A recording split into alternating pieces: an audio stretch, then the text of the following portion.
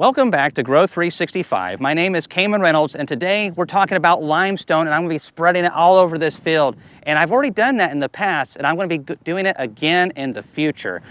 So we're going over to the farm. My dad's got a lot of tools and stuff, and as his son, it's my birthright to use his tools. And most of the time, put them back where they belong. At 37, I'm actually pretty good at it. It's a new acquired skill of mine. All right, I haven't been in here in a while. I used to, in my teens, be just gardening, strawberries, tomatoes, you name it, onions, starting stuff from seed. And that's what I was wanting to do full time. And then I got into bees, and that just kind of more and more took over. That I was supposed to go with it and ended up taking it over. And so now I'm wanting to get back into it. And not just because I enjoy it, but also it's really healthy for you to grow your own food. So I'm going to look around and see if I can't find this. It's here somewhere. Oh, it's this thing.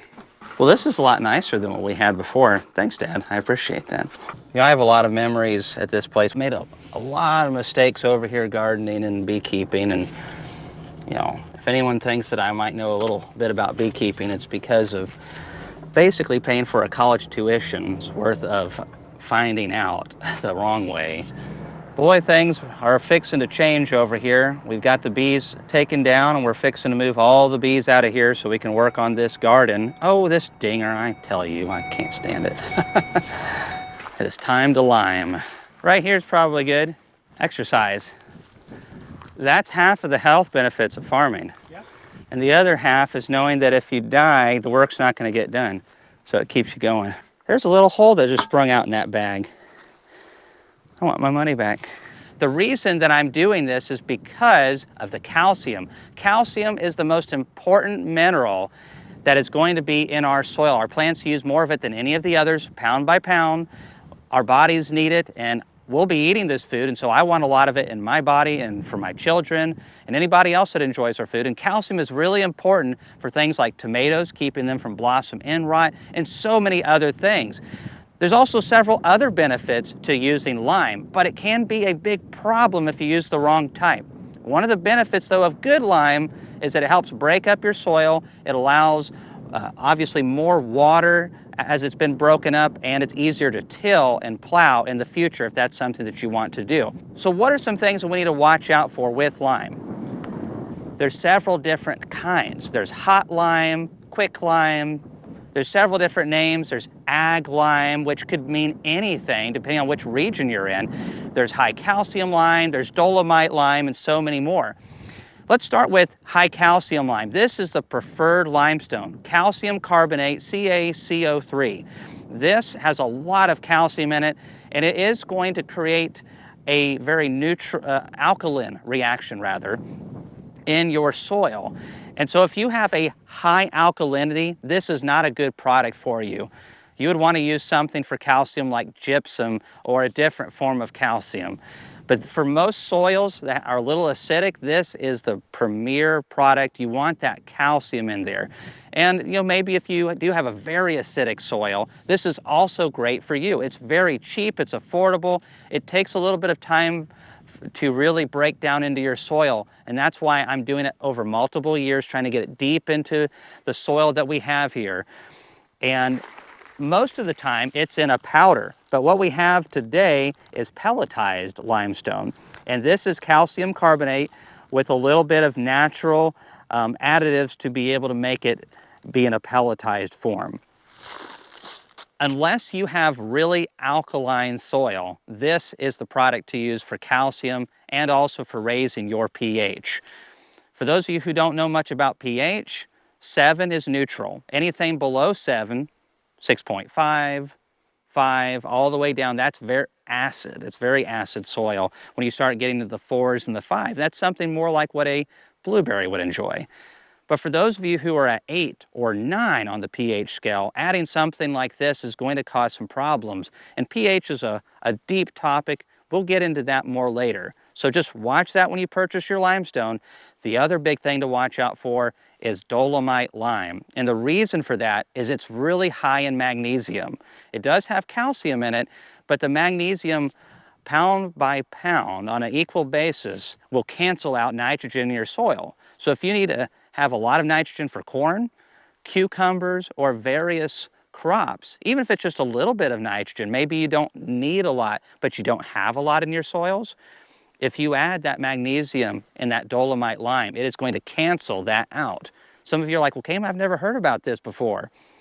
Well, have you ever heard of mag blocks with cattle? For those of you who know a buddy that raises a lot of cattle, if they put them out onto a field with a lot of fresh green grass, cows can actually get too much nitrogen in their system, and they use high mag blocks to counteract that nitrogen. Funny how there's a lot of similarities with all that. Heck, with these diesel trucks, they actually use nitrogen, and the DEF that you get at the Blue Jug in Walmart, that is nitrogen, and that will combine with the carbon that's coming out of the tailpipe of the truck. It's more complicated than that, but just know magnesium and nitrogen have an interesting relationship and really tie each other up most of the time.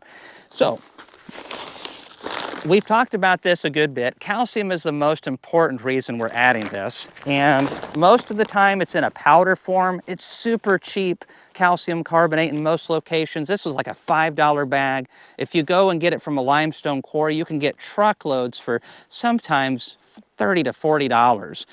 But it's going to be in a very fine particulate form, and you'll want to have some gloves. If you have ever had dried out, cracked knuckles, nothing really gives it to you better than lime does. It is really good at it. So we're just going to pour this into this tool right here. So how much of this product should you apply? And a lot of that is going to depend on what your soil needs.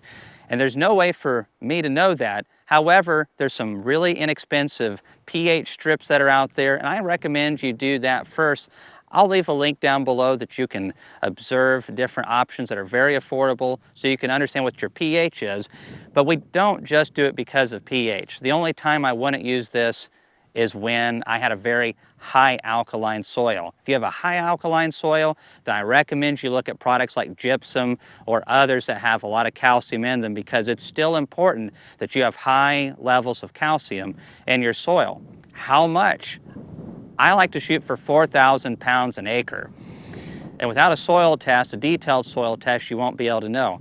Unfortunately, a lot of your local extension agencies don't go into that much detail. So you'll have to check on that. There are several companies that do a great job. I've used CSI in the past. There's several other companies that do a great job letting you know what your calcium levels are, and even all the way down to your vanadium and cobalt and iron, manganese and magnesium, just so many other things like that. It's really fascinating to see, and I think it's worth doing at least once.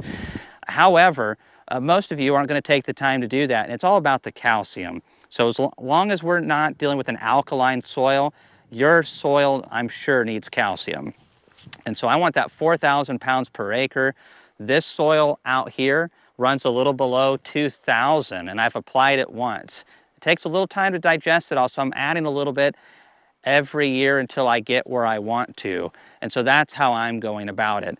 But ultimately, to me, it's not about the pH so much. It'll take so much to get my soil out of whack on the pH. I'm just going to keep adding until I get the calcium levels really high, and I also get much better supple, pulverized soil because of all of this calcium carbonate going in there and breaking it up. So ultimately, it depends on how much you should add, but it's very difficult to have too much calcium, and especially in soils that have been used for generations, usually most people are very calcium deficient. Why I prefer pelletized lime over powdered lime is I don't have to worry about the wind blowing it away, breathing it, getting it all over the place, and in every way, shape, and form. It's just so much easier to spread and handle pelletized lime. You really have to watch it because the middle of the field always gets the most of it, just by nature of how it slings. All right, so we're adding lime to this plowed section next to the high tunnel. And I like to get it down deep into it before we till this up. And the calcium is just so important to getting this all broke up more in the future. I've only done this once in the past, but based on our soil test, I need quite a bit more calcium. To summarize, why we use this broadcaster to spread that calcium carbonate or lime is so that we could increase the tilth, the drainage, and above all, the calcium levels in our soil, which is the most important mineral, in my opinion, in the soil. And our plants need that to be able to thrive, perform their best, and also for the tomatoes that I love, be able to get those nice, solid, delicious tasting, awesome tomatoes. To learn more about your garden, minerals, and other things, stick around as we explore it and share it with you here at Grow 365.